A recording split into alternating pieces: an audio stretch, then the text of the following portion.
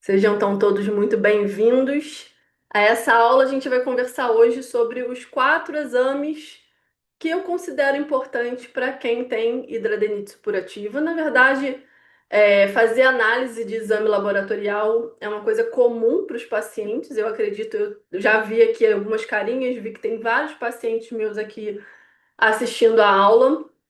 Eles eu sei que de tempos em tempos ou eu peço ou o dermatologista também está acompanhando e também pede. Então, isso é uma coisa de extrema importância e eu ainda vejo muita gente me questionando isso, no sentido de eu nunca fiz exames lá no Instagram. Então, um dos motivos que eu pensei quando eu ia elaborar essa aula hoje na hora de escolher o tema foi exatamente a quantidade de dúvida que eu recebo sobre isso. Deixa eu compartilhar aqui a aula. Opa, deixa eu só botar já na tela certa. Agora sim. Cadê?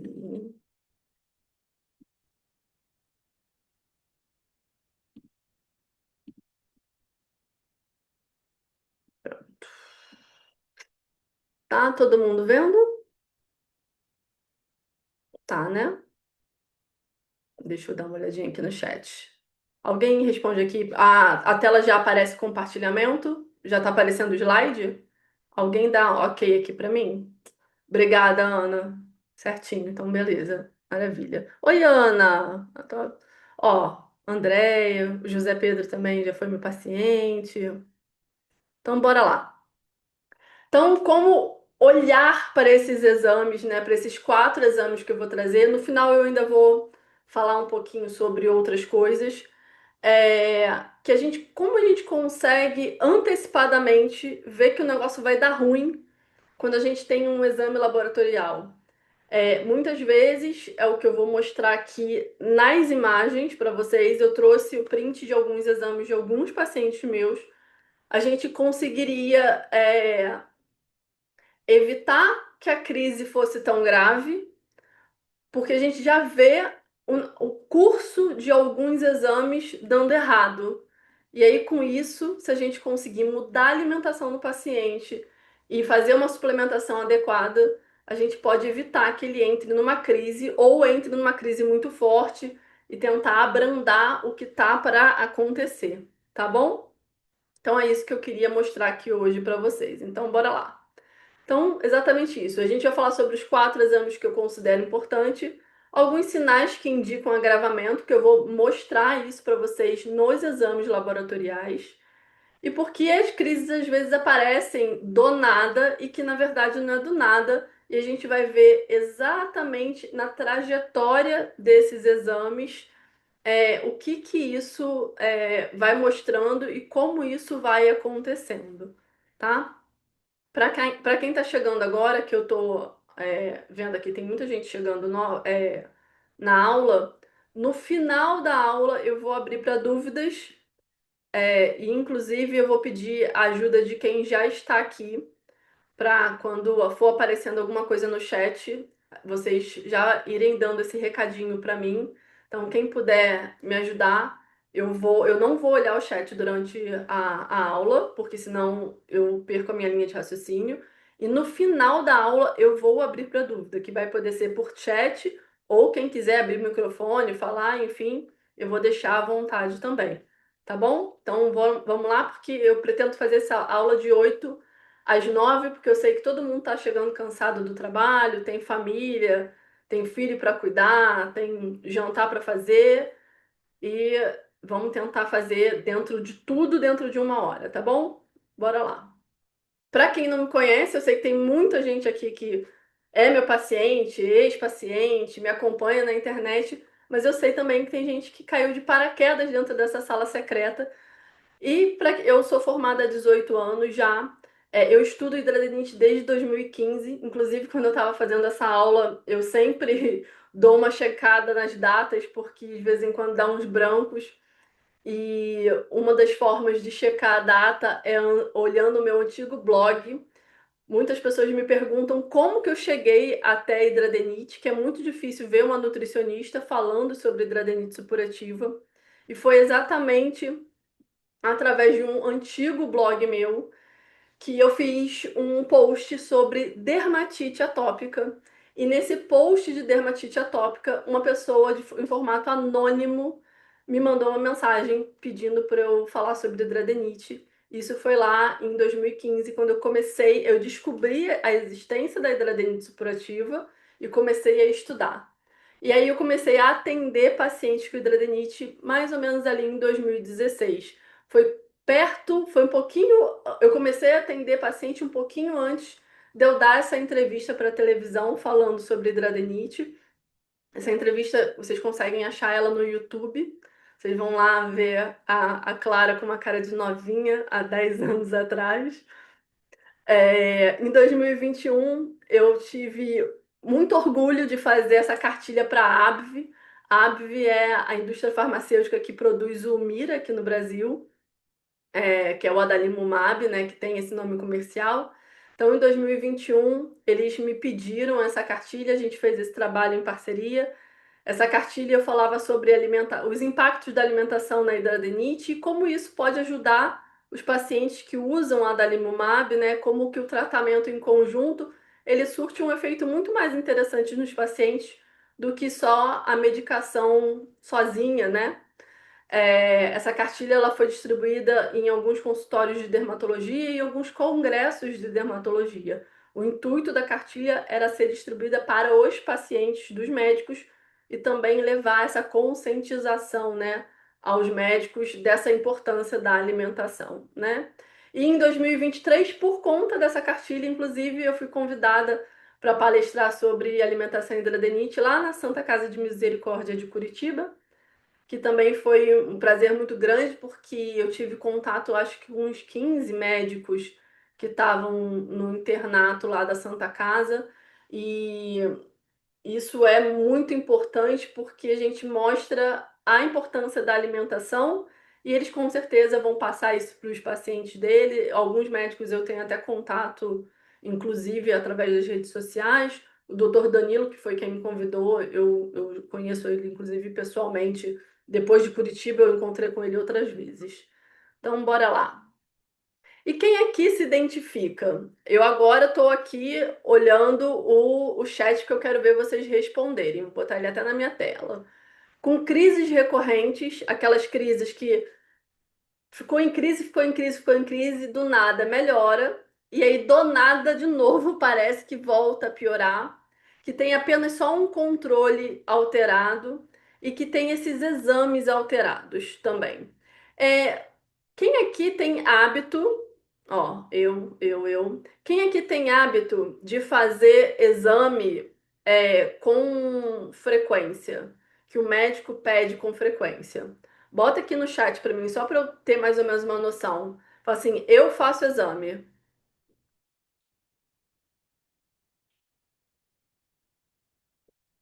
A Joyce está falando aqui que a filha dela está tomando antibiótico e mesmo assim está com crise muito forte. Tem pacientes que o antibiótico não segura. No finzinho, a gente pode falar. Ao longo do que eu estiver explicando sobre exames, eu vou falando sobre algumas outras coisas também. A Lu nunca fez exame. Lu, mas você tem acompanhamento com um dermatologista? E ele nunca te pediu exame? Isso é uma questão também. Eu acho que tem umas 2 ou 3 semanas, mais ou menos, que alguém me chamou no Instagram falando, ó, nunca me pediram exame. Vários e recorrentes é o José Pedro. Nunca fiz exame. Já tive, mas não tenho mais. Ele não pediu. Nunca fiz exame. A Ana Paula falando que o dermatologista sempre pede. A Lara falando que não fez exame. Faço a cada 6 meses para atualizar o medicamento. Mas aí faz aqueles exames específicos, né, Jaqueline? Que são os exames específicos do adalimumab, provavelmente. Dermato pede, a Cecília, que bom. A Kelly só ultrassom. Nenhum dermatologista pediu exame para a Lu, que ela tá falando aqui. E há umas 3 semanas, 2 ou 3 semanas, eu recebi uma mensagem lá no Instagram falando exatamente isso. Meu dermatologista nunca me pediu exame.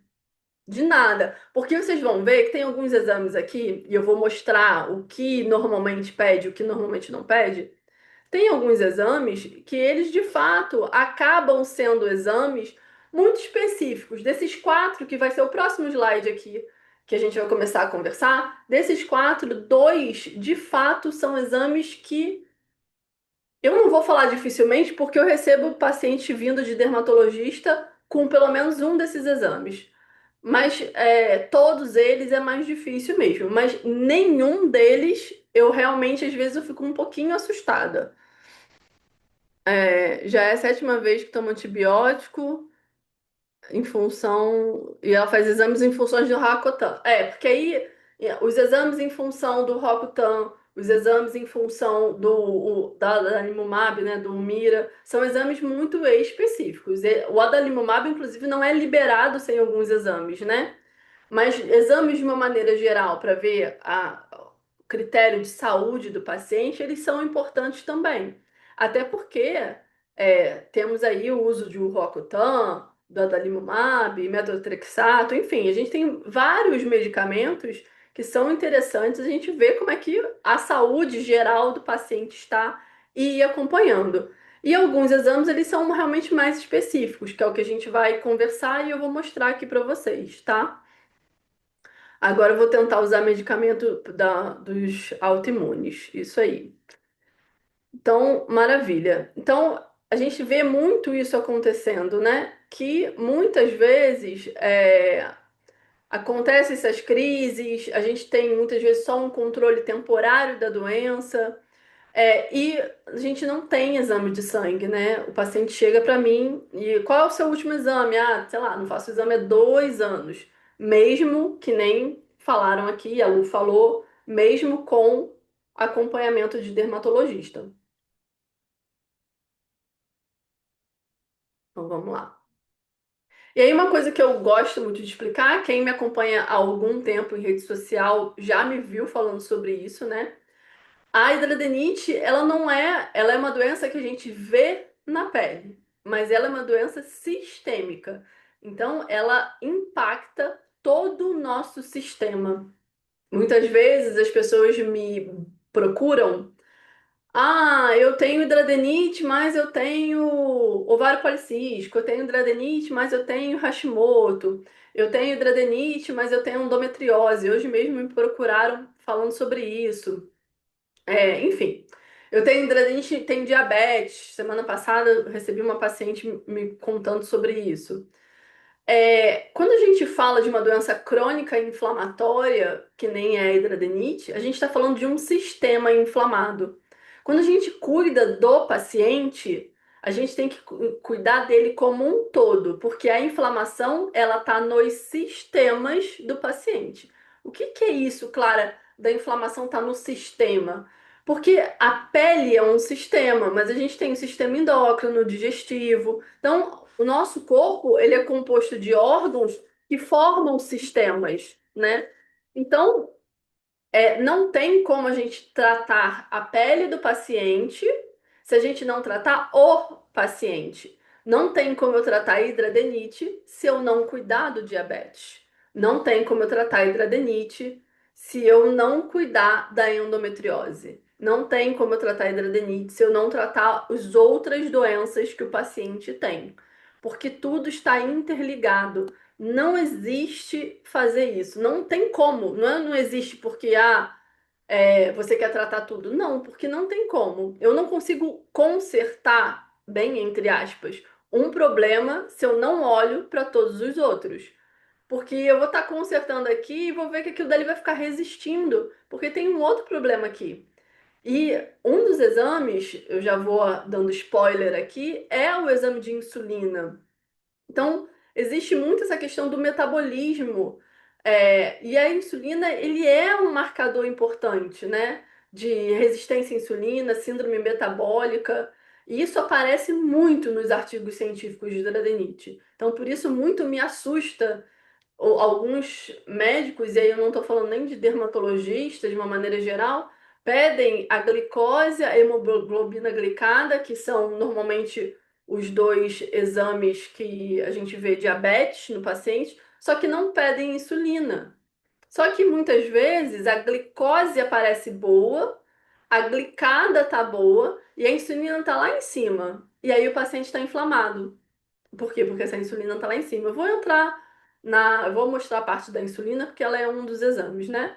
E a resposta imunológica. Então, a hidradenite ela aparece na pele de vocês, só que ela acomete muitos sistemas dentro do corpo humano e tudo isso precisa ser olhado. Quando a gente fala de metabolismo, de síndrome metabólica, que é a alteração de vários tipos de exames, aumento de percentual de gordura, é, isso tudo vai impactar em como os tecidos da pele se comportam e como a gente tem o entupimento desse folículo que vai causar e piorar a hidradenite. Então tá tudo sempre interligado. Por isso que eu falo que não é só a pele, tá tudo ligadinho mesmo e a gente não tem como tratar disso separado, né? E aí a gente entra exatamente tudo que eu tô falando ao mesmo tempo. A inflamação fica persistente porque não é um sistema único que está com um problema, é todo o corpo que está inflamado, né? A gente tem essa resistência à insulina que vai botar a inflamação persistente e os fatores metabólicos que eu acabei de falar aqui, que vai estar tudo interligado. E uma outra coisa muito curiosa, e eu também falo com frequência nas redes sociais, converso com os pacientes, em outras aulas que eu já dei, eu falei também, é que muitas vezes eu já vi erradamente falando assim, hidradenite só dá em quem tem obesidade. Gente, isso é uma coisa inexistente. Eu tenho pacientes magros que você olha e o paciente é magro. Ele sobe na balança, ele está dentro do peso. Só que o que acontece? O percentual de gordura daquela pessoa, ela está aumentada. E aí que vai entrar esses fatores de resistência à insulina e de fatores metabólicos. Então, falar que o paciente que tem hidradenite necessariamente ele está acima do peso não é uma verdade absoluta. Então, pacientes magros, eu lembro de um caso muito antigo que eu tive no consultório, acho que foi uma das minhas primeiras pacientes. Ela era uma paciente magra, e tinha muita lesão. Ela tinha umas lesões nas costas que eu nunca vi nenhum outro paciente meu ter, assim, pessoalmente, né? Na época que eu ainda atendia presencial. Então, e ela era uma paciente magra, só que ela tinha um percentual de gordura aumentado. Então, tinha toda essa questão de resistência à insulina, crise de sistema metabólico, enfim, tinha todo um contexto ali de metabolismo alterado, além de, apesar de não engordar, de não ganhar peso, ela tinha uma alimentação completamente inadequada, né? Fritura, enfim, excesso de alimentos refinados. Então, isso é uma questão. E aí, quais seriam esses quatro exames importantes? Deixa eu botar a minha carinha aqui para baixo. A proteína C reativa, que é um dos exames que mais aparecem nos artigos científicos quando a gente fala de hidradenite supurativa, e que provavelmente a maioria das pessoas que estão aqui foram, e se já fizeram o exame de sangue, a proteína C reativa, vocês podem pegar aí os exames. Se alguém tiver com o exame perto, podem abrir os exames durante a aula, que a gente pode conversar sobre. Só não vou pedir para vocês me mandarem, porque aí imagina só, né? Todo mundo que nem uma loucura agora, todo mundo mandando exame. Mas vocês podem ficar com os exames abertos. Quem tiver exame por perto pode pegar. Já vai caçando aí enquanto eu vou falando, mas sem deixar de prestar atenção na aula, porque depois a gente pode olhar esses itens que eu coloquei aqui, os itens que estão aí no exame de vocês, tá? O objetivo da aula não é fazer uma análise individual de cada um, mas a gente pode entrar em discussão dos itens que estão aqui, né? Então, quem não tem hábito de fazer um exame amplo, mas já fez algum exame, por exemplo, os exames para pegar a medicação, provavelmente a proteína C reativa ela existe. Proteína C reativa ela é muito pedida nos exames. Então, é um exame que os médicos costumam pedir, porque é, ele, inclusive, aparece em muitos artigos científicos como um marcador de inflamação. A insulina, que nem eu estava falando ainda há pouco, que é de fato um exame super importante para a gente poder ver resistência à insulina, assim junto com a glicose e a glicada. Então a gente sempre avalia os três juntinhos. A vitamina D e o zinco. Desses últimos dois aqui, normalmente o zinco é o que não é pedido para os dermatologistas. Óbvio que eu tenho parceiros dermatologistas que já pedem absolutamente tudo. A vitamina D eu vejo com mais frequência quando vem de médicos aleatórios. Hoje em dia, ginecologista e endocrinologista tem muito hábito de medir vitamina D. E isso é uma coisa bem importante também. Então, bora lá para a prática. A proteína C reativa, que nem eu falei, ela é um marcador de inflamação e quando ela está alto, indica que a inflamação está ativa. E é por aqui mesmo, por esses valores de interpretação aqui, que a gente consegue às vezes entender antecipadamente quando o negócio vai dar ruim, antes de dar ruim. Então, muitas vezes o paciente está com uma proteína C reativa baixa e aí, num segundo exame, por um motivo qualquer que peça, a proteína C reativa começa a dar alteração.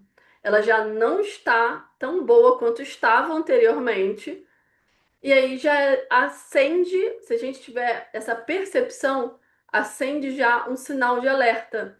Um sinal de alerta para vocês pensarem o que vocês andaram comendo, o que vocês andaram fazendo. Essa proteína C reativa vem um pouquinho alterada quando depois que ela entra na normalidade, ela vem um pouquinho alterada normalmente pós-férias dos pacientes, onde vocês entregam a saúde de vocês para Deus e vão viver. Então, normalmente isso acontece. Se eu não me engano, o exame que eu trouxe foi exatamente de um pós-férias de uma paciente minha. Então, a gente tem esses valores aqui de interpretação. Menos que 0,5 é o valor ideal, de 0,5 a 1 é uma inflamação leve, um pouquinho maior do que 1 é uma inflamação ativa e maior do que 3 já é uma inflamação importante, né? Provavelmente aqui nesse maior que um, maior que três, a crise ela já se instalou, a gente já consegue ver lá os nódulos quentes, inflamados, doloridos, e obviamente no maior que três já drenando, né? E aqui eu trouxe dois exames de um mesmo paciente, né? Ele em crise, quando chegou para mim. E depois de um tempo de tratamento, né, após as mudanças do programa de acompanhamento, ele já com a proteína C reativa baixa. Se a gente voltar aqui, ó, ela ainda tá aqui na inflamação leve, mas ela já tá caminhando para a inflamação ideal, pro valor ideal que é sem inflamação, né? Então, como a gente consegue essa queda de 10,21, eu tinha até encontrado um outro exame de um outro paciente com essa proteína C reativa em 20, só que eu queria trazer o antes e depois, e é um paciente meu recente que ainda não tem o depois do 20 de proteína C reativa, né? Então, por isso que eu trouxe esse só para poder mostrar da mesma pessoa como é um paciente com crise e como fica a proteína C reativa após o tratamento, né? Quando eu falo aqui após mudança do programa de acompanhamento, estou falando de mudança de alimentação e suplementação, das duas coisas ao mesmo tempo, tá? Aqui um outro exemplo, uma proteína C reativa um pouquinho mais baixa, né? Em 5,3 e depois uma de 0,22. Aqui o paciente já está em remissão nessa proteína de 0,22 aqui. É um paciente, inclusive, que está de alta, que não está mais fazendo acompanhamento comigo com frequência. É, E aqui eu achei muito interessante que eu consegui achar esse exame aqui, deixa eu botar. Que a gente vê ciclos. Aqui, ó, o paciente de férias. Sabia que eu tinha pego esse exame. Aqui em 2024, nessa coluna, vocês conseguem ver o meu mouse passando uma bolinha verde? Deixa eu só abrir aqui o chat para eu ver o que vocês estão falando. Vocês conseguem? Ah, então ótimo. Eu não tinha dúvida sobre isso. Ótimo. Gente, depois eu vou dar uma. Eu vou falar da proteína C reativa. Eu vi que tem um monte de mensagem no chat. Aí eu paro, eu leio, porque aí eu não perco a minha linha de raciocínio. Já vou abrir o chat. Aqui, ó, em 2024, foi quando o paciente veio para mim. Se a gente olhar, em 2023, ele teve uma outra crise, mas ele não era meu paciente aqui ainda, tá? Ó, ele teve uma crise, teve um controle, caiu para 8,37, mas não estava boa ainda.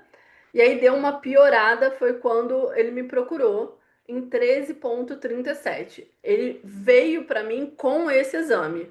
Esse exame aqui não foi um exame que foi pedido por mim, ele já veio com esse exame, com uma vitamina D aqui de 45, a gente já vai olhar isso depois. É, e aí a gente começou o tratamento, né? A mudança aqui após o programa, você vê que cai para 0,64, já dá uma melhoradinha. E aí em março do ano passado já foi para 0,15, já entrou em estabilidade, apesar dessa vitamina D estar horrorosa aqui em 27, porque o ser de luz não estava tomando as vitaminas que eu estava dando, mas com a alimentação ele controlou a proteína C reativa. E aí tirou férias, foi início de agosto, as férias, final de julho, eu acho. E quando já voltou com o exame que eu tinha pedido no pós-férias, já voltou com ela em 0,51. Então aqui ele não tá, não é nem ele, é ela. Ela não estava em crise. Mas a gente já via que já o negócio já o bicho ia pegar. Ela já não estava se sentindo bem. Ela não estava com drenando, mas ela falou que já sentiu um carocinho ao longo das férias. Então tinha alguma coisa já acontecendo, mas muito leve. Então foi exatamente isso aqui. Eu botei ela comeu fora da rotina. Não foi grandes coisas, não, tanto que não deu uma disparada, mas como a gente já consegue perceber. Quando eu achei esse exame dessa paciente, é, o intuito de mostrar isso aqui para vocês é para mostrar que antes de ficar ruim em 13, em 26, a gente já consegue ver essa pequena alteração do 0,51 aqui, que já começa a ligar um sinal de alerta antes de dar ruim real. Então, quando a gente tem um acompanhamento, e esse acompanhamento tem exames de sangue, junto, obviamente, com os sinais e sintomas, com escutar o paciente e o paciente se escutar, né? Porque muitas vezes os profissionais escutam vocês, não estou generalizando, mas vocês não se escutam. Quantas vezes eu fiz algumas perguntas para alguns pacientes no consultório e eles não souberam responder. A clássica pergunta que os pacientes às vezes não sabem responder, eu falo assim, mas as suas fezes são inteiras, amolecidas, fragmentadas? As pessoas não têm hábito de olhar o cocô, isso ainda é um tabu. Algumas pessoas faltam morrer na frente da câmera quando eu faço essa pergunta. Então, isso é sintoma do corpo, é o corpo falando com a gente, né? Na semana passada eu estava rindo com uma paciente que ela estava falando que ela não estava se sentindo bem com N outras questões e ela estava ignorando. E aí ela estava falando de um post que eu fiz e que tocou muito ela. Ela falou: Nossa, eu me vi nesse post. Foi bem antes da consulta dela. E, e eu falei assim, mas você não está se escutando, você não está se sentindo bem, porque o seu corpo está dizendo para você, eu não estou bem. É por isso que você está cansada desse jeito, que você está desanimada. O corpo está aí, ó, te falando, oi, me dá uma atenção, e você não está dando. Então, para além dos exames, o corpo de vocês também está dando sinais. Então, muitas vezes, obviamente, por conta da correria do dia a dia, 1.450.000 coisas para serem feitas, a gente vai ignorando, né? Ah, essa dor não é nada, não. Esse doloridinho aqui não é só uma espinha, não é uma hidradenite nova que está aparecendo. E vai deixando para lá. e aí quando vê, o negócio já deu ruim de vez, e aí fica mais complicado. É, aqui a gente já vai para insulina. Deixa eu só abrir aqui o chat para dar uma olhadinha, porque eu vi que tinha várias perguntas perdidas aqui. Deixa eu só dar uma subida aqui. Só ver se eu perdi alguma coisa. A Isabela falando que o PCR dela tá em 279. Isabela, você tá inflamada? Minha vitamina D foi 10 desde a pré-adolescência. Pela primeira vez tá 20, né? Tava pior, agora tá menos pior. Ser reativa da Kelly em 4.4. Nossa Senhora. Os slides não vão ser disponibilizados, Raniele. Mas eu vou pensar até o fim da aula. Provavelmente eu vou disponibilizar a regravação para vocês até sexta-feira, tá? A Lu tá com PCR em 0,12. Como é que você tá hoje, Lu? Quem foi que falou que o PCR estava alto? A Isabela. O Orley tá em 2,27 em novembro. É, se não melhorou da lesão, da inflamação, provavelmente ou tá pior ou tá igual, né? A Isabela falou que tá muito inflamada.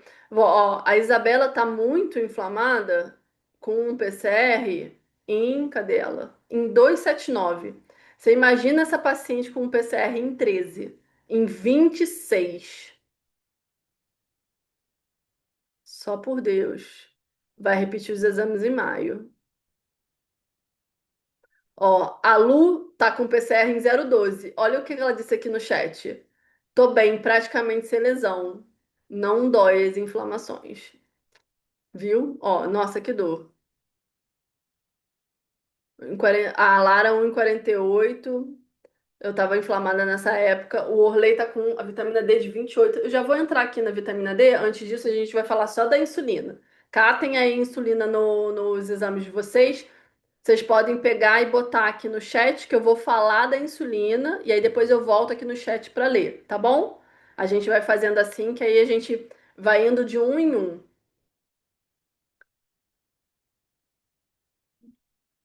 Jaqueline, o último foi em julho de 2025.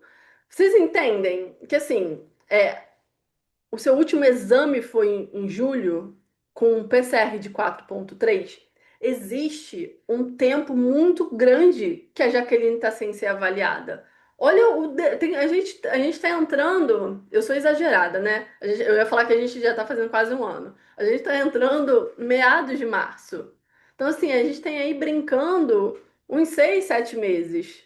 Em janeiro não foi solicitado, a médica não solicitou. Então, olha o tempo que tem isso, né? É, essa demora para repetir, né? Em vez de repetir de 6 em 6, de 4 em 4. Porque normalmente o que que aí eu só posso falar por mim, eu não posso falar pelos outros, tá? É, Isabela, eu já vou te responder. O que que eu normalmente vejo? A solicitação dos exames que eu faço, ela é de acordo com a evolução do paciente. Se o paciente veio para mim com esse PCR aqui de 13,37, a gente pede mais um depois de um tempo. Você está vendo aqui, ó, de março a dezembro? Isso aqui eu não consigo nem lembrar porque teve esse tempo todo aqui porque não era para ter tido. E aí baixou. Aí de dezembro para março. Tá vendo que tem uma cadência aqui? Esse intervalo dos dois verdes é um intervalo bem ok de acontecer. Inclusive até um intervalo perto. É que provavelmente tinha outras coisas desse exame que estavam alteradas e que fizeram essa solicitação acontecer. Não necessariamente essa solicitação que está na tela fui eu que fiz, porque essa paciente aqui é uma paciente minha com o Dr. Guilherme. Então, essas solicitações, elas vão acontecendo de acordo com a evolução do paciente. Então, a gente solicita por exemplo, insulinas extremamente alteradas. Eu já tive paciente com insulina de 40. Esse paciente eu não posso pedir um exame daqui a 6 meses. Eu vou pedir um exame em 30 dias. Porque eu preciso saber, não que em 30 dias uma insulina de 40 vai entrar no que eu quero, que é abaixo de 10. Mas eu preciso saber qual é a resposta desse corpo. Em 30 dias, como é que esse paciente, metabolicamente, ele responde ao que eu estou solicitando? E aí, obviamente, que eu vou olhar o exame e vou perguntar para o paciente: foi feito? Porque também o exame às vezes vai vir os mesmos 40 e a pessoa vai falar assim: não fiz nada. Aí realmente não tem como nenhum tipo de alteração, né? Não tem como melhorar uma coisa que não foi feita. Mas levando em consideração que o paciente vai fazer é, as alterações propostas no plano alimentar, propostas na terapia que foi falado, conversado e negociado em consulta, esse 40, alguma coisa ele baixou. Nem que ele tenha baixado para 38, mas ele precisa falar assim: opa, estou reagindo. Então, a cadência dos pedidos dos exames também vão de acordo com o nível da gravidade e do problema que o paciente trouxe, né? Quais são as outras alterações? É um paciente que precisa de exame todos os meses? Dificilmente isso acontece, tá? Mas às vezes acontece de 3 em 3. Às vezes a gente não pede para repetir tudo. Eu já tive paciente que eu ficava acompanhando só a glicose, insulina e glicada todo mês. Então eu dava pedido para de 30 em 30 dias aquilo ali precisava ser feito, porque a gente precisava ir acompanhando. Então, assim, a mesma coisa, vitamina D. Às vezes tem paciente que a vitamina D não sobe por nada nesse mundo. Eu fico tentando dar nó em pingo d'água para a vitamina D subir. Tem pessoas que geneticamente têm uma resistência ali para algumas vitaminas, né? Existe inclusive exame genético para isso, mas enfim. É, então, a avaliação, a cadência também, ela depende. Mas de um paciente que tem um PCR alto, uns 4, 5 meses depois, reavaliar esse PCR para ver se baixou, é uma coisa que é interessante fazer e não deixar isso tão solto assim, tá? Deixa eu ver aqui.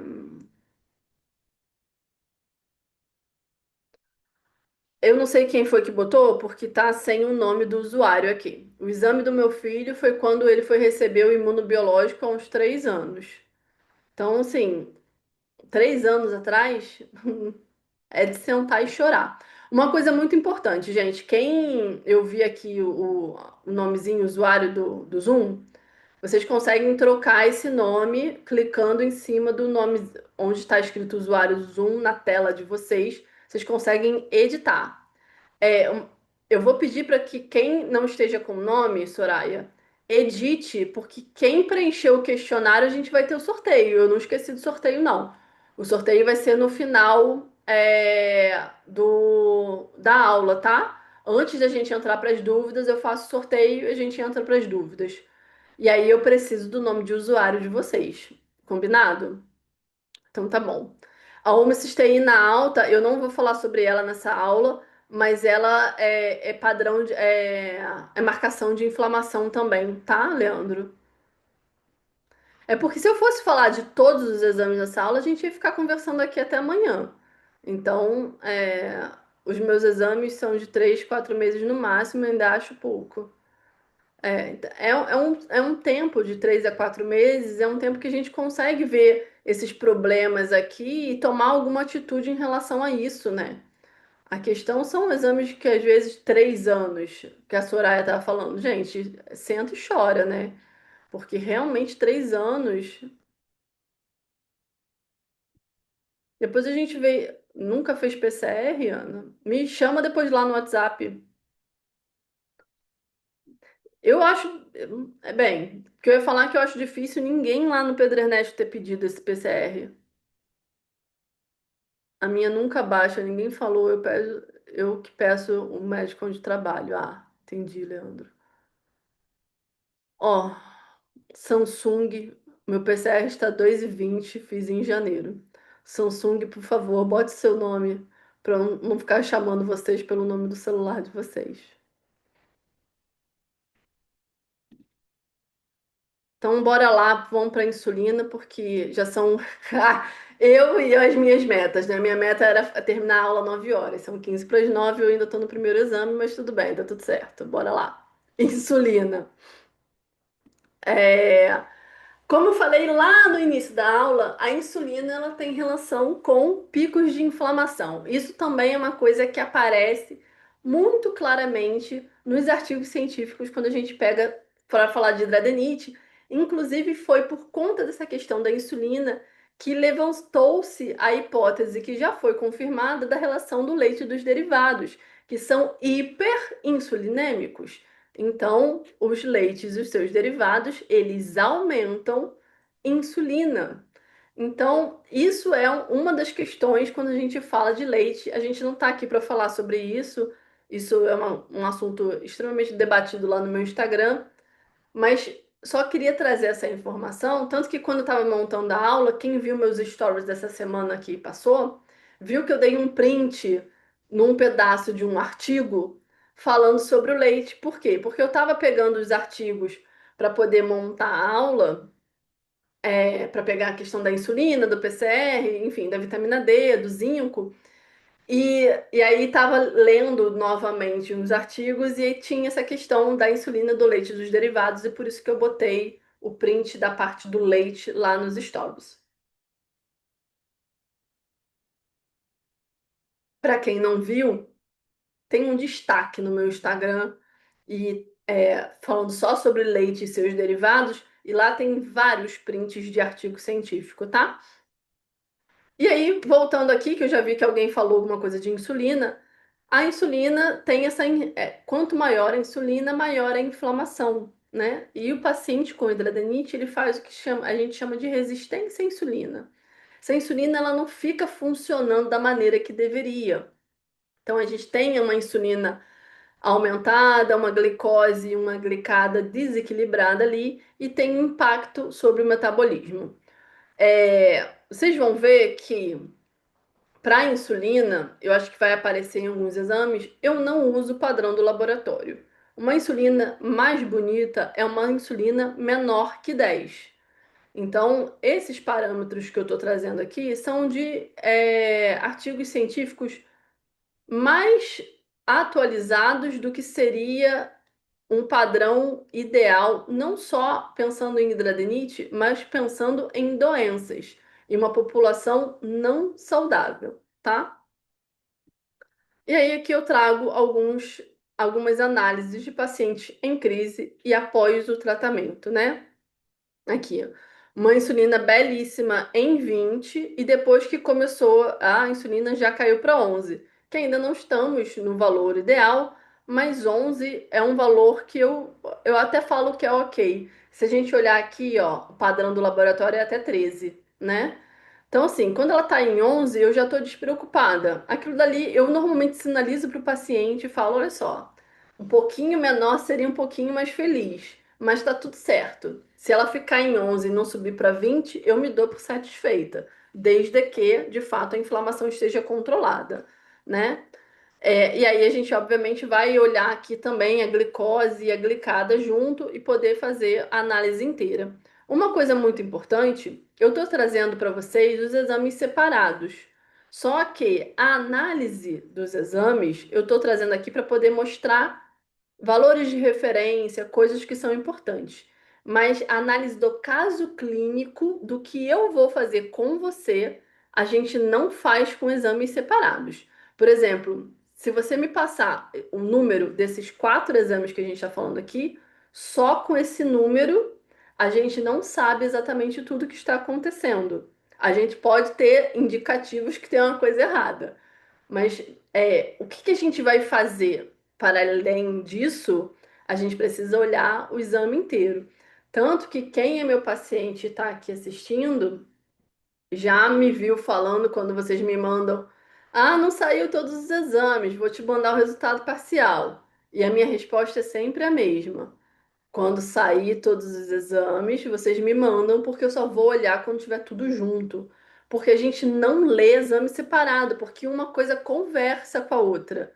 Por isso que não faz sentido glicose glicada sem insulina, porque a gente precisa olhar tudo junto, porque um vai dizendo o que que o outro pode estar errado. Então, a análise do que eu vou fazer diante desse exame, qual é a atitude que eu, enquanto nutricionista, vou tomar? Eu preciso olhar tudo ao mesmo tempo. Não dá para ficar olhando. Aqui, eu obviamente, se você fala minha insulina tá em 20, a gente consegue entender, tipo, linda, tá aí comendo muito açúcar, muito carboidrato refinado, provavelmente não come uma folha de alface nessa refeição, ou até mesmo tem alguma coisa metabólica acontecendo, que às vezes não é só alimentação, tem outras tretas acontecendo no meio do caminho. Mas só com isso daqui a gente tem suposições do que pode estar acontecendo, se você não avaliar o paciente, não olhar os outros exames. Aqui, ó, um outro resultado também. Ó, lá em 2024, uma insulina em 15, essa daqui nem ficou tão alta, né? Aí 2025 em 15, em 14, foi mais ou menos nessa época aqui. O paciente não estava comigo em 24, não.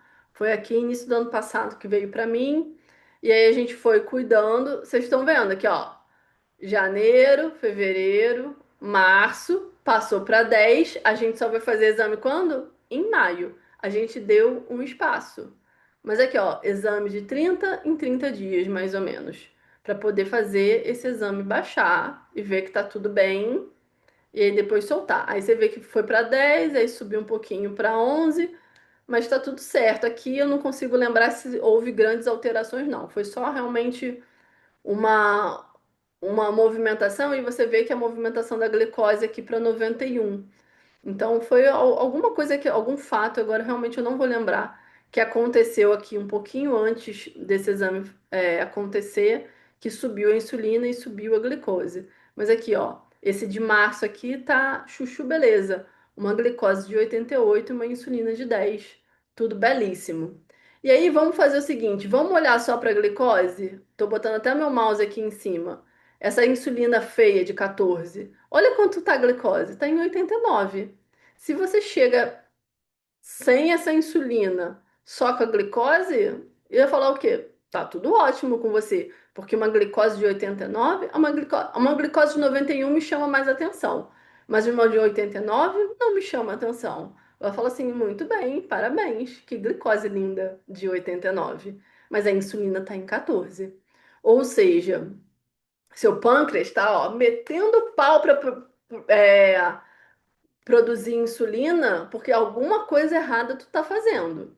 Então, essa insulina aumentada porque tu tá dando ruim na alimentação, isso vai impactar no metabolismo, na inflamação da hidradenite. E aí começam os picos e as crises. Deixa eu ver se já vamos para vitamina D. Deixa eu olhar aqui o chat. A Isabela tinha feito uma pergunta, eu falei que eu responder, esqueci. E como que a dermato avalia o melhor imunobiológico para o paciente? Existe um protocolo. Normalmente, pode ter exceções à regra, tá, Isabela? Eles começam com adalimumab antes de ir para o secukinumab, né? Então, e se for pelo SUS, inclusive, precisa passar por alguns antibióticos antes de ser recomendado o imunobiológico. É como se tivessem falhas de tratamento para chegar até o imunobiológico. Depois tem que ter falha do adalimumab para chegar no secukinumab, entende? Existe um protocolo. Eu sei que alguns médicos às vezes dão uma pulada nesse protocolo de acordo com a avaliação deles, mas, por exemplo, eu tô com uma paciente que não fez, não sei se não fez ou se não tem registrado o esquema de antibiótico. E aí não tá, o imunobiológico está sendo negado no SUS. Então, assim, o médico vai ter que fazer algum laudo, alguma coisa para poder liberarem para ela, porque realmente ela precisa. Glicada de 5,4, a glicada ainda está dentro do que deveria. Deixa eu ver aqui. Hum. Ó, a Kelly, 26 de insulina. A Lara, essa insulina de 11 tá ok, assim, né? Seria melhor, que eu falei, melhor abaixo de 10, mas 11,3. Eu catando exames de outros médicos, nenhum dermato passou. Insulina de 6,7. Ó, a Geisa já tem um outro caso aqui. A insulina dela tá boa, em 6,7. mas a glicada e a glicose estão aumentadas. Aqui, o pâncreas dela já não está querendo mais funcionar, ele está querendo tirar férias. Aqui o bicho começa a pegar, porque assim, o órgão já não está falando assim, não quero, né? Aqui é o momento de correr atrás de prejuízo, para que essa insulina ainda está boa, ela ainda está sendo fabricada, mas a gente tem que baixar de outras maneiras a glicose, para que esse 6,7 aqui dê conta, porque se está aumentada é porque ele não está dando conta. Glicose de 98. Essa glicose, Lara, poderia ser mais baixa, tá? A diferença entre os imunos biológicos são vias de inflamação. O adalimumab, ele é um redutor de TNF-alfa, o secukinumab, ele é um redutor de interleucina 17, que é outra que a gente chama de citocina inflamatória. Eu chamo de substância para facilitar a vida de vocês, que esses nomes ninguém merece. Eu passei a vida anotando antibiótico que eu usei, né? Ó, a Kelly tá com uma glicada de 5,3 e uma glicose de 79. Ok. Minha filha tem 17 anos, é novinha, né? Então, bora lá.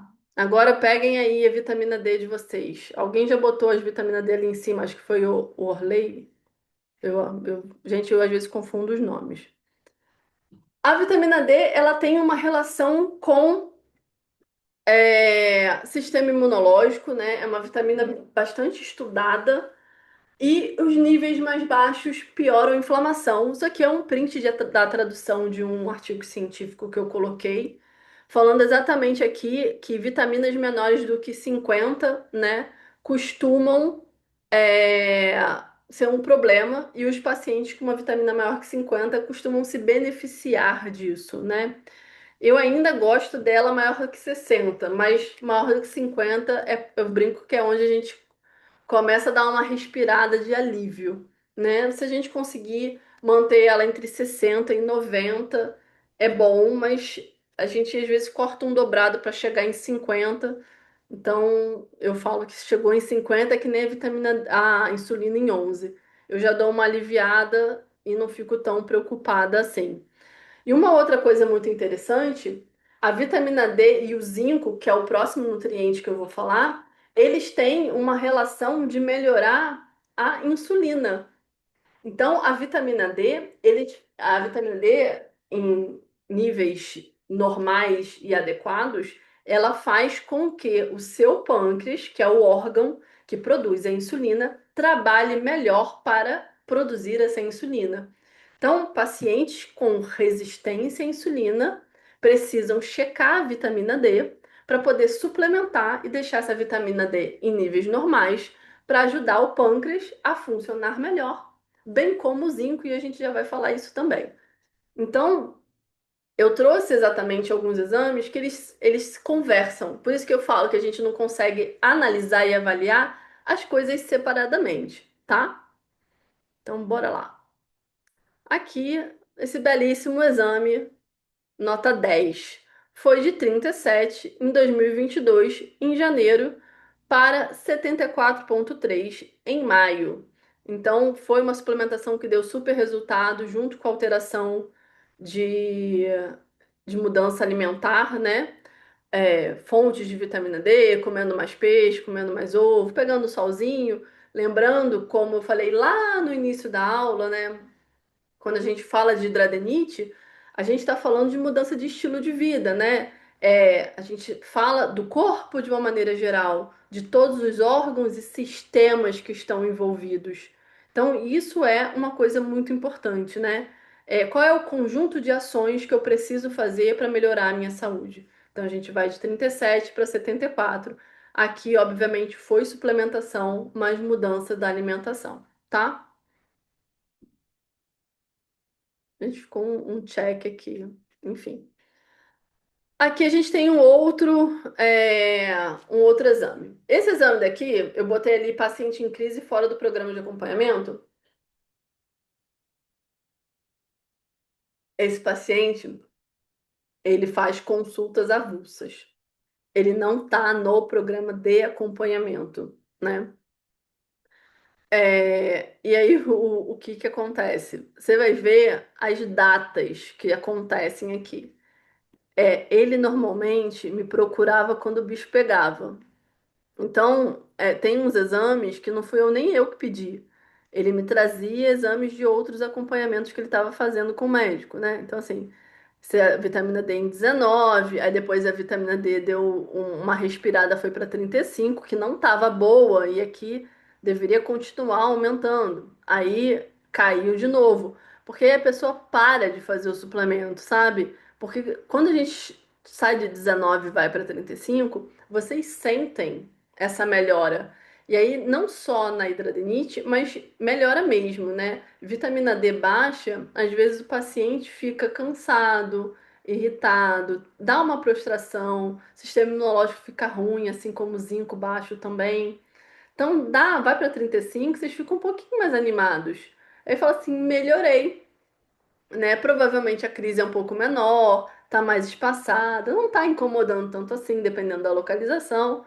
E aí, o quê? Vida louca, né? Aí chuta o balde, para de tomar suplemento, esquece de mim e não fica mais comendo direito, salada, tchau, enfim.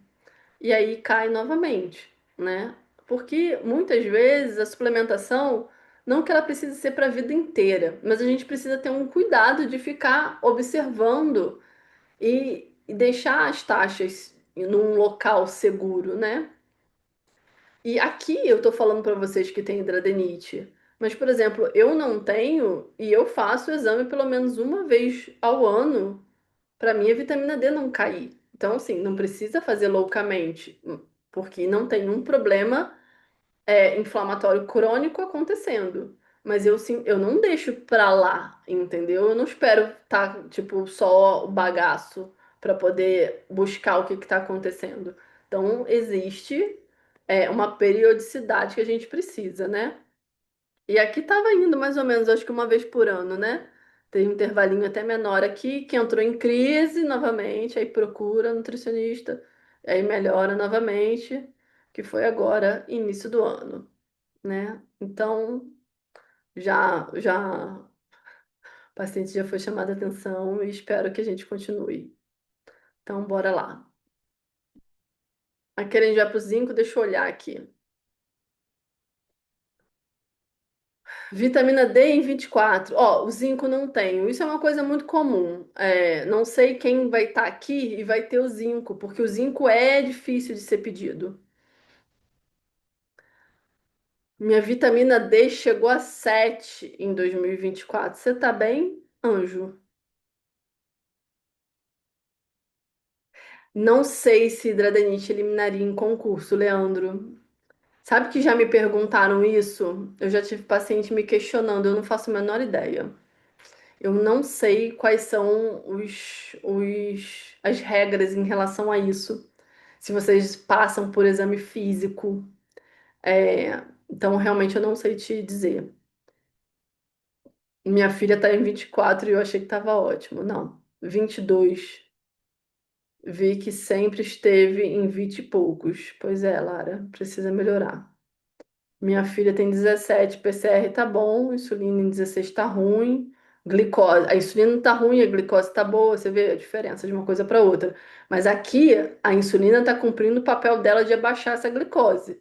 Mas aí fica com essa insulina de 16 para dar um pico aí e inflamar não custa muito. E a vitamina D baixa, não tem solicitação de zinco. O zinco realmente é um mineral completamente esquecido. Kelly 24, zinco não tem. Na hidradenite é importante repor B12. Como eu falei, a gente não vai conseguir falar, eu já estourei meu horário, né? E a gente não vai conseguir falar de tudo o que eu peço, né? Mas a vitamina B12 é uma coisa importante. Eu vou só dar essa resposta um pouco mais completa, porque existe uma questão muito específica com a vitamina B12. É, A vitamina B12, ela é uma vitamina muito importante para a parte cognitiva, muscular, para a pulsão dos músculos. Lembra, o coração é um músculo, tá? Deficiências longas de vitamina B12, elas são muito deletérias para o nosso cérebro. Então, isso é uma coisa muito importante. O que acontece? Quando a gente busca suplemento de B12 em farmácia, são em doses altas. É difícil achar um suplemento de B12 que não seja os manipulados, a gente manipula em doses mais baixas, que não seja baixo. Injeção de B12, por exemplo, Citoneurin, que é um suplemento que todo mundo já deve ter escutado falar, pelo menos a maior parte, tem uma dosagem de B12 muito alta. B12 em doses altas para algumas pacientes, e eu vou falar que é um percentual alto. Quando a gente dá uma B12 muito alta, tipo injetável, a gente desencadeia crise de hidradenite. Assim como crise de acne também, né? Isso é muito conhecido pela acne. Pacientes com muita acne não podem tomar B12 em doses altas porque piora a acne. E a acne, ela tem algo muito similar na sua manifestação com a hidradenite supurativa, do jeito que ela se manifesta, tá? Tanto que a hidradenite é conhecida como acne inversa. Em alguns artigos isso é citado. Então, a B12 baixa precisa ser tratada, dependendo da dose. Por exemplo, nutricionista não passa injetável, tá? A gente só passa suplemento via oral. Então, sempre que a B12 no sangue está numa dose razoavelmente segura, que não vai dar. Aí a gente tem que pensar em idade do paciente e em outras questões, tá? Eu vou dar o meu exemplo que não tenho hidradeniite, só para poder exemplificar melhor para você. Eu já tive uma B12 em 190. Isso é muito baixo. Eu não sentia o meu braço. Eu tava assim, tipo, conversando normal aqui, que nem eu tô falando com vocês. O meu braço adormecia, como se eu estivesse infartando, sabe? Eu tinha que ficar fazendo assim com a mão, como se estivesse bombeando para o braço voltar. Eu começava a não sentir. E aí, quando eu fui dosar, a minha B12 estava em 190. Eu poderia ter tomado injetável, mas eu fiz sublingual e sobe. Então, eu fiz uma dose menor para ela ir subindo. A B12 é uma vitamina que a gente estoca, mas a gente, a não ser que esteja num nível muito baixo, dependendo se pode dar algum problema cognitivo nesse paciente, às vezes o médico ele prefere dar injetável, mesmo que vá dar uma crise, porque a parte cognitiva do problema da B12 ele é irreversível. Então, B12s muito baixas, que eu digo menores do que essa que eu tive de 190. Às vezes o médico vai dar injetável, porque o custo-benefício é melhor ser injetável e ter uma crise do que ter uma parte cognitiva irreversível acontecendo, tá? Eu só quis fazer esse adendo, porque assim, eu vejo pessoas com uma B12 que não tá nem tão baixa assim, às vezes levando o injetável e piorando as crises de hidradenite quando não precisava. Dava para fazer sublingual e subindo ela aos pouquinhos, é só ter disciplina para ficar tomando e não piorar as lesões, tá? Zinco em 123 tá ótimo, né? Não precisa nem suplementar um zinco desse. Nem sempre precisa tomar a vitamina K com a vitamina D, tá? A vitamina K com a vitamina D, a gente faz, assim, com certeza absoluta, como um protocolo, quando a gente está pensando nessa vitamina D para finalidades de osteopenia, osteoporose, tá? Nem sempre elas precisam vir acompanhadas. Zinco em 84.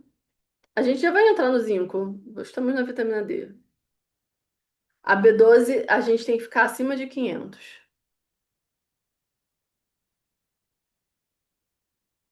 Viu? A Lu não teve nenhum. Uma B12 em 100 é baixíssima. Ó, B12 em 491 é muito perto de 500, né? Então, sim, precisa suplementar? Eu não olharia para essa de 491 como um negócio, meu Deus, vamos correr, Kelly, precisamos suplementar. Por exemplo, se você tivesse numa crise, eu não suplementaria B12. Ou botaria, tipo, numa dose muito baixinha, sabe? Para aí vai subindo bem devagarzinho para não desencadear nada. PCR em 2,2 está alto, vitamina D em 24 está baixo, B12 em 304 precisa suplementar, hidradenite grau 3. Exame de sangue recente, né? Ó, 422, dependendo do caso, a gente pensaria em suplementar ou não. 304 já é uma dose que a gente precisa suplementar. Mas bora lá. Zinco. Relação com o sistema imunológico. O zinco, ele é um mineral que às vezes, como vocês viram, é bem ignorado. Ele é cofator, ou seja, ele participa de mais de 300 enzimas que o nosso corpo produz. Então, ele é muito importante para a vida, independente da hidradenite supurativa. Ele participa de sistema reprodutor, então, espermatozoide, qualidade de esperma. Paciente que não engravida, a gente precisa monitorar zinco, tanto do marido quanto da mulher.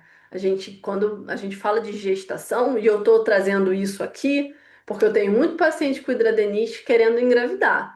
E aí a gente não pode olhar só para a saúde da mulher, a gente precisa muito olhar para a saúde do homem. O zinco, ele está muito envolvido com a produção ali de esperma. Então, isso é uma coisa muito importante, tá? Então, o sistema reprodutor, sistema endócrino, como eu falei, o zinco ele está relacionado à produção de insulina, sistema imunológico e a questão da inflamação. Ele modula, ou seja, ele altera as citocinas inflamatórias, que são as substâncias inflamatórias. O TNF-alfa, que é o carro-chefe da hidradenite, e a interleucina 6, que também é uma substância, uma citocina inflamatória, que também está presente em doenças crônicas inflamatórias. O ideal é que esse zinco esteja sempre acima de 95. Vocês vão ver, vocês podem, quem tiver o exame de zinco, porque é difícil, né? É, vocês vão ver que em alguns laboratórios eu trouxe para vocês verem, vai estar 0, alguma coisa, não é porque o seu zinco está em zero, não. Porque a unidade de medida, esse microgramas por decilitro, é outra. Eu vou mostrar aqui. Eu trouxe aqui um print de um trecho de um artigo científico, né? Falando o zinco é um oligoelemento essencial à vida humana que desempenha um papel em inúmeras vias metabólicas, que nem eu acabei de falar, sistema imunológico, regulação hormonal, mas também estabiliza a membrana, que é aí que o bicho pega na hidradenite e ele melhora essa parte. Inclusive, se eu não me engano, eu deixei até aqui a referência bibliográfica. É, Se eu não me engano, não sei se foi nesse artigo ou se é algum outro artigo que fala do zinco, que eles falam do zinco como uma terapia alternativa às terapias tipo imunobiológico, falha de antibiótico, metotrexato, tipo, deu tudo errado, eles começaram a testar o zinco, né? E viram que é uma alternativa não de remissão com o zinco, mas de melhora muito significativo do quadro da doença. E aí aqui a gente tem um demonstrativo. O paciente, quando estava em 71, ele estava em crise, por isso que eu marquei aqui. Você vê que aqui, ó, teve uma alteração, teve uma melhora, e aí teve essa queda. Nessa queda aqui coincidiu, que não é coincidência, com a crise da hidradenite, né?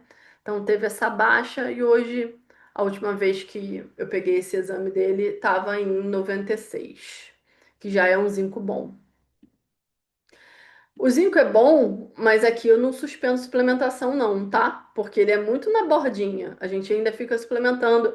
Teve alguém que falou que o zinco está em 120. Normalmente eu fico deixando o suplemento até bater 120. Quando bate 120, eu baixo a dose para a dose de manutenção, mas a gente tem que ficar de olho, porque eu atendi uma paciente essa semana e na dose de manutenção o zinco caiu. Aí lá fui eu subir o zinco novamente. O zinco ele é muito usado, como eu falei, para o sistema imune. Então, tem algumas pessoas que precisam de mais zinco. Então, às vezes, a gente baixa para não passar muito, para não fazer super dosagem, e aí o bicho vai lá e cai. Aqui, um outro caso também, ó, o zinco já não era muito bom. Aqui, esse paciente não era meu paciente, não, tá? Nesse 0,70.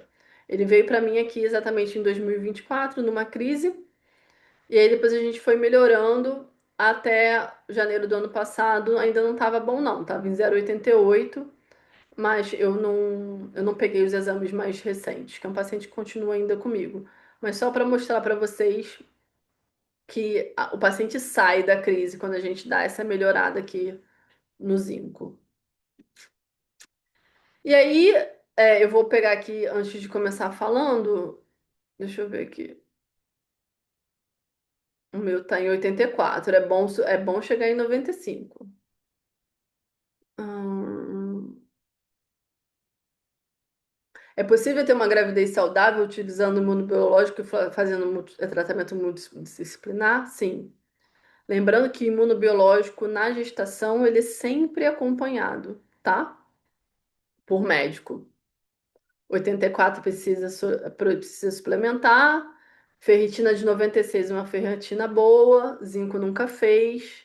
Minha gineco passou vários exames de sangue e incluiu o zinco no meio, com a graça de Deus. Qual é o melhor horário para tomar suplementação de zinco? Longe das principais refeições.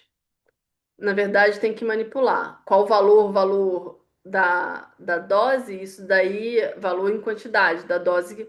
E aí vai depender de como está o exame. E aí, como eu falei anteriormente, a gente não avalia assim, por exemplo, o zinco em 66, sei lá, de 0.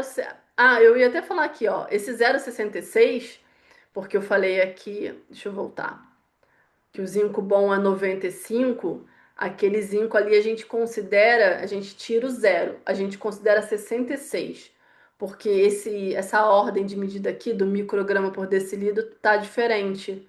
Você vê que aqui, ó, é micrograma por decilitro e aqui nesse daqui é micrograma por milimol. Então, por isso que aqui é diferente, tá? Então, aqui a gente vai pensar em 66, 83 e 88, como se fosse sem o zero mesmo, tá? Só para vocês não estranharem, eu ia explicar e dei a louca aqui, porque eu já vou lendo na unidade de medida que fica na minha cabeça. Mas respondendo aqui a pergunta do Leandro. Por exemplo, esse zinco aqui de 0,66, a gente não tem assim, o zinco está em 0,66, a gente vai suplementar X de zinco. Porque isso daqui a gente vai ler junto com os outros exames, com o que a pessoa está fazendo na alimentação, porque é sempre um conjuntinho, né? É tudo ao mesmo tempo. Suplementação é complemento de alimentação. Não é para vocês viverem à base de cápsula, tá? Até porque isso costuma dar problema gastrointestinal. Se você pegar os artigos científicos de zinco, os testes que eles fazem nos pacientes com hidradenite são com doses altíssimas. E aí, eu sei que vocês são bichos curiosos. Normalmente, um zinco acima de 20 miligramas, que é o que eles usam nos artigos, dar uma dor horrorosa no estômago. Vocês não me façam isso, tá? Então, precisa de avaliação. Muitas vezes o zinco tem que estar separado dos outros suplementos para poder ir subindo a dose aos pouquinhos para quem tem algum problema gástrico mais importante. Por isso que precisa de avaliação, tá? E aí, deixa eu ver se tem mais alguma pergunta aqui no chat. Ó, a Nath está falando aqui. Foi indicado parar de injetar quando fizesse 6 meses. Tem poucos estudos ainda, né? Então existe um tempo ali que eles usam de segurança, que é o que a Nath vai fazer aqui. E aí, normalmente, no final da gestação, eles suspendem realmente o uso do imunobiológico, que normalmente até os 6 meses ele é seguro e depois disso eles decidem ou não, porque existem casos que eles não param e aí realmente vai de avaliação clínica. É o que eu estava falando aqui sobre as outras coisas, né? Quando que pede o exame de sangue? Vai variar de pessoa para pessoa. Então, existe sempre assim, isso é um padrão. Mas a gente tem o padrão para a gente não fazer, tipo, vozes da minha cabeça, né? Só que existe a conduta clínica, a avaliação, o que a pessoa está te contando, o que você está vendo, o que você está sabendo, cruzar as informações. Existe um raciocínio do profissional da área de saúde em cima daquilo, custo-benefício, e aí avalia o que tem que ser feito no caso daquela pessoa, tá? O meu zinco está em 84. Não está muito baixo, mas se você fosse minha paciente, eu suplementaria de qualquer jeito, tá? É o que eu falei. Por exemplo, ó, o zinco dessa pessoa daqui está em 0,88, ou seja, em 88. Ela continua sendo suplementada. Esse zinco daqui está em 96. Esse paciente aqui, eu não suspendi o suplemento de zinco. Ele continua sendo suplementado, mesmo em 96, que é acima de 95. Então, a gente precisa avaliar o valor versus a sua condição atual. O que que você está sentindo? Entende?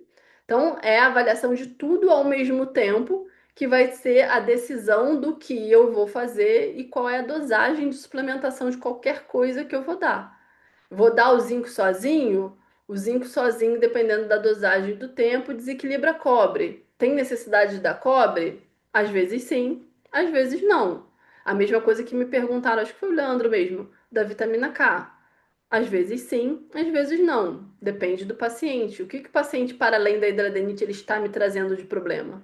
Então, eu trouxe quatro exames que eu acho muito importantes, principalmente falar do zinco, que é uma coisa que, como a gente viu aqui no chat, quase ninguém tem aqui para me contar, para poder mostrar para vocês a importância. Mas assim, tem aí ferro, ferritina, B12, ácido fólico, vitamina A, vitamina E, dentre tantos outros. Assim, eu não falei de exames entre aspas, normais, tipo o lipidograma, colesterol, triglicerídeo, ver como é que tá o fígado dessa pessoa, que é o hepatograma, isso tudo é importante avaliar, né? Eu peguei quatro, porque eu achei que eu ia fazer a aula em 1 hora, são 9h21 já. Você imagina se eu trouxesse todo o perfil de exames laboratoriais que a gente pede.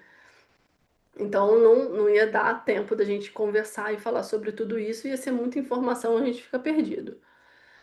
Inclusive, foi pensando nisso tudo, né? Quando. Gente, agora que eu vi que são vocês que estão rabiscando a minha tela, que de vez em quando vocês clicam no lapisinho e isso acontece. Mas enfim, não tem problema não.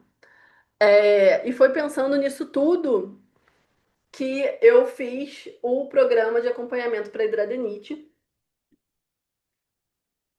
que é exatamente o programa que a maioria desses pacientes que eu apresentei aqui, desses exames, estão comigo. É, E eu até mostrei um que não tá, né, que tá em consultas avulsas. Esse programa de acompanhamento, algumas pessoas daqui, eu não sei se tem pacientes do programa aqui, eu sei que tem, eu vi alguém entrando que faz parte do programa. A Nath ainda tem Crohn junto, né? O Crohn é bem comum ter junto com a hidradenite, tá, Nath? Ele é um programa de acompanhamento de 6 meses. Nesse programa de acompanhamento para hidradenite, a gente tem o plano alimentar individualizado. Vocês vão ficar comigo por 6 meses. Tem análise de exames, então, para muito além desses quatro exames, a gente analisa outros. É um painel grande. A gente vai ver o ASCA, que é aquele exame do anticorpo Saccharomyces, que tem alteração na hidradenite. Dependendo do caso, eu peço exame de doença celíaca, porque eu tenho alguns pacientes com hidradenite que se descobriram celíacos, que não eram diagnosticados anteriormente. A gente faz a suplementação personalizada de acordo com os exames, de acordo com o plano alimentar e de acordo com a evolução, que nem eu mostrei aqui nesses exames anteriores, que como as coisas evoluem. E fora isso, hoje o programa de acompanhamento está com acompanhamento quinzenal e vocês ficam com o meu WhatsApp direto, que não é o WhatsApp de marcação de consulta, é o meu WhatsApp para poder tirar dúvidas ao longo desses 6 meses. O plano alimentar, a suplementação e análise de exames ao longo desse período, ele é alterado todas as vezes que forem necessárias. Então, não necessariamente, eu tenho pacientes que passaram 6 meses com o mesmo plano alimentar, mas porque se adaptaram. E eu tenho pacientes que a gente alterou mais de uma vez ao longo desses 6 meses. Esse programa, ele tem quatro bônus que fazem parte dele, que é o Clube da Nutri, que é um Instagram meu fechado, que eu divido com vocês lá alguns produtos que eu vou achando, encontrando no mercado. Muitas vezes, inclusive, eu faço stories diretamente do mercado, com coisas que eu não vou comprar, mas que eu vi e achei interessante. Então, ele é um Instagram que os meus pacientes do programa de acompanhamento e do programa nutricional têm acesso. Vocês ganham também o curso Protocolo Hidradenite, que é o que eu vou sortear hoje. Para quem é do programa de acompanhamento, ele tem acesso gratuito por 6 meses. Tem o grupo exclusivo, que é um grupo com os outros participantes do programa de acompanhamento. Eu acredito muito que quando a gente cresce junto, a gente cresce mais rápido. Então, quando a gente tem um grupo de apoio de pessoas que estão fazendo a mesma coisa que a gente ao mesmo tempo, é muito mais fácil da gente se manter ali. Tanto que hoje em dia tem esses grupos de desafio para atividade física. Por quê? Porque quando a gente está junto, a gente se motiva e as coisas funcionam de uma maneira diferente. E quem participa também do meu programa de acompanhamento tem acesso a todos os desafios pagos que eu faço de forma gratuita. Então, isso são os bônus que existem. E hoje eu vou dar um bônus relâmpago que vai valer até amanhã às 8 horas, que foi quando essa aula começou, que é um bônus de uma chamada individual comigo. O programa de acompanhamento de 6 meses é diferente do programa nutricional. Esse programa de acompanhamento aqui, você não tem consulta. É tudo feito através de formulário. Vocês ficam com o meu WhatsApp. Quem responde esse WhatsApp sou eu. Eu, inclusive, tenho o hábito de responder por áudio, a não ser que vocês falem para mim que vocês não gostam. Aí eu não respondo, porque eu sei que tem gente que detesta áudio. Áudio para mim sempre é mais fácil para eu poder dar essas 1.450.000 explicações que eu costumo dar. Para quem fechar até amanhã, né, nessas próximas 24 horas, ganhe uma chamada de 30 minutos comigo para tirar dúvida. Essa chamada, ela pode ser solicitada ao longo dos 6 meses, não precisa ser no início. A maior parte dos pacientes, da outra vez que eu dei esse bônus, pediu essa chamada mais para frente. Então, fica a critério de vocês. Esse bônus ele vale até amanhã. O valor desse programa é 997 se você pagar à vista ou 1.250 em 12 vezes. Eu botei, não botei, botei sim, sem juros no cartão de crédito, né? Como é um programa que eu de fato acompanho vocês, e sou eu que faço o plano alimentar, suplementação, análise de exame, converso com vocês no WhatsApp para a gente ir ajustando tudo que vai ser feito, eu não consigo abrir mais do que 10 vagas. Então, quem tiver interesse, pode já, terminando essa aula, me mandar mensagem aqui no privado desse WhatsApp mesmo do grupo. Vocês podem responder nele mesmo, nesses que eu estou mandando as mensagens, falando, Clara, eu tenho interesse para a gente poder fechar, porque eu realmente só tenho 10 vagas. O bônus só vale até amanhã, mas essas 10 vagas elas ficam abertas até sexta-feira agora. Sexta-feira, se eu não me engano, é dia 20, alguma coisa parecida com isso. Ou é 19 ou é 20, mas eu acho que é 20. Então, essas vagas elas estão abertas até sexta-feira, certo? E aí agora eu vou abrir para dúvidas. Antes de abrir para dúvidas, eu vou fazer o sorteio. Deixa eu pegar aqui o chat. O bônus relâmpago é tudo. Tem alguém que está aqui que não respondeu o questionário? Que fala assim, não respondi o